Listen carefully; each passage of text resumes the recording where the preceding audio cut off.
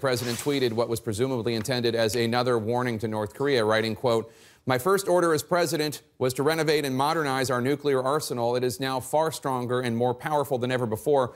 Hopefully we will never have to use this power, but there will never be a time that we are not the most powerful nation in the world!" Exclamation point. The presidential memorandum to which he was referring, actually the 9th, not the first one issued, directed the Pentagon to launch a review of U.S. nuclear posture and strategy. It is unclear how much modernizing has happened since that order was issued to make the arsenal, quote, stronger and more powerful than ever before. It has, after all, only been 6 months since Mr. Trump's order, and the Pentagon has said that the review did not actually start until April. But it is a move that would require billions to be allocated by Congress, and it would be subject to treaties with other nuclear powers. What is clear is that the tweet from earlier today, as well as yesterday's threat of fire and fury directed at North Korea, fits the pattern of President Trump speaking more loosely and, in the view of critics, recklessly about the most devastating weapon known to man, more so than any leader of any Western nation. We've analyzed 2 decades worth of comments about nukes by President Trump, and we found 3 recurring themes that pose significant breaks from the consensus of Western leaders on this issue. First is the president expressing confusion as to why the U.S. possesses nuclear weapons if it is not willing to use them. There doesn't appear to be any concept in these statements of the lethality of the weapon, nor the moral, strategic, and environmental risks using these weapons might pose. Nuclear should be off the table. But would there be a time when it could be used? Possibly. Okay, the trouble is, when you said that, the whole world heard. David Cameron in Britain heard it. The Japanese, where we bombed them in 45, heard it. They're hearing a guy running for president of the United States talking of maybe using nuclear weapons. Nobody wants to hear that about an American president. Why are we making them? Why do we make them?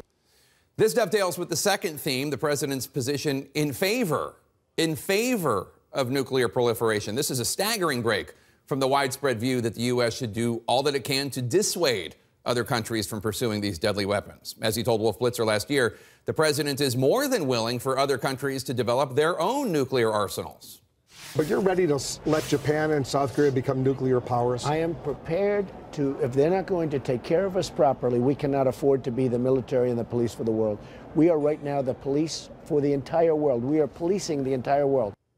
A third theme that we have seen throughout 2 decades worth of statements is a clear lack of policy depth on this issue, one in inverse proportion to the force with which Mr. Trump expresses his views on nuclear weapons, as was seen perhaps most notably at a CNN debate in 2015 when conservative talk radio host Hugh Hewitt asked Mr. Trump about the nuclear triad, that is the U.S. strategy of having nukes on land, in the air, and at sea. Of the 3 legs of the triad, though, do you have a priority? Because I want to go to Senator Rubio after that and ask him. To me, nuclear is just the power, the devastation is very important to me. So that is a confusion as to why the U.S. has taken the use of nuclear weapons off the table, a desire for increased proliferation of nuclear weapons, and a clear lack of policy depth about nuclear weapons. That brings us to the current standoff. North Korea best not make any more threats to the United States. They will be met with fire and fury like the world has never seen. Speaking of fire and fury the world had never seen, we should note it was on this day in 1945 that U.S. forces dropped the atomic bomb on Nagasaki, Japan, immediately incinerating 40,000 people. 3 days before that, the U.S. had dropped the bomb on Hiroshima, killing 70,000 people instantly. The actions brought the end of World War II.